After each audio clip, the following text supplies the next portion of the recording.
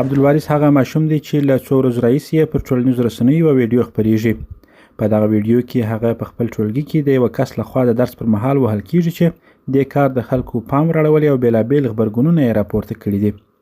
د دغه ویډیو تر خپرېدو وروسته کندهار کې ډېری کسانو د ماشوم د موندنې او هغه ته د ښه زده کړې زمینې برابرولو غږ پورته کړ. د عبدالوارث د کور او ځای تر پیدا کېدو وروسته کندهار کې اشرف البلاد اکاډمۍ هغه ته د زده کړو دایمي وړیا سکالرشیپ ورکړ. عبدالوارث د کندهار د 5مې ناحیې د پیرو کلاچې اوسېدونکی دی او وایي اوس مهال ډېر خوشحاله دی چې د ښه زده کړو زمینه ورته برابره سوې ده. زما هلته په هغه مدرسه کې هغه راته وویل جلس ولیکه زما څه غلط شوه باره ما یو ځای لیکړه هغه په چکه وولم بیا وایي ژر یې ولیکه ما چې لیکل د بیا وولم باره دا خلک راله وایي دا موږ دی جنې باسو موږ خپل په مکتب شم باره زما پلار ورته سمه ده باره یې پرون راوستلمه باره یې کشانه کړم باره وستل یې سبق وایي. دی وایي په مدرسه کې یو کال درس ووایه خو ډېر څه یې نه دي زده کړي او هیله لري چې دلته په ښه توګه زده کړې وکړي او ښوونکی له ځانه جوړ کړي. ما هیله دا دی چې زه د دې سبق وایم او بیا د ځانه سمایون جوړ کړم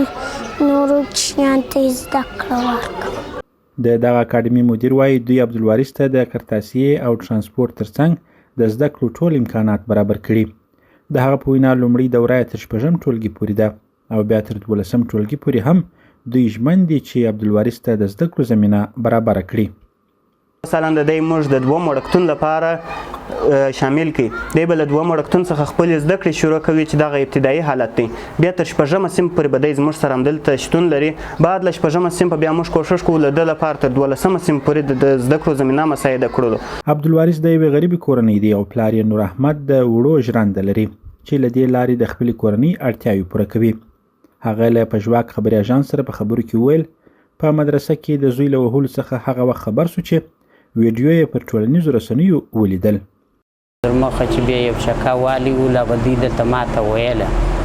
نو دا کاري صاحب چې بیا پرون زما سره ولیدله دلته ول دا دی زموږ په دا خاطر دی خوښ و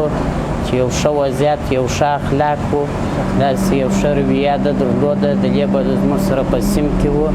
نو دغه ویډیو موږ پر دغه برابر جنجي وکړله نو باره بیا نیټ ته پورته کړې ده.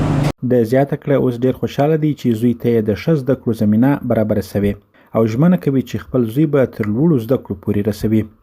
چې اقتصاد سمې بیا زده کړو ته پرېږدو او چې کمزوری نو باره خو نو بیا نه کېږي نو پرېږدو اوس ښه دی چې دوی خپلې زده کړې وکړي خپله برخه وکړي. هغه غوښتنه کوي چې ماشومان باید په ټولګیو کې ونه وهل سي او هغوی په مینه وپوهول سي تر څو له زده کړو څخه لرې پاتې نه سي. پژواک خبري اژانس د پیښو رښتینې هنداره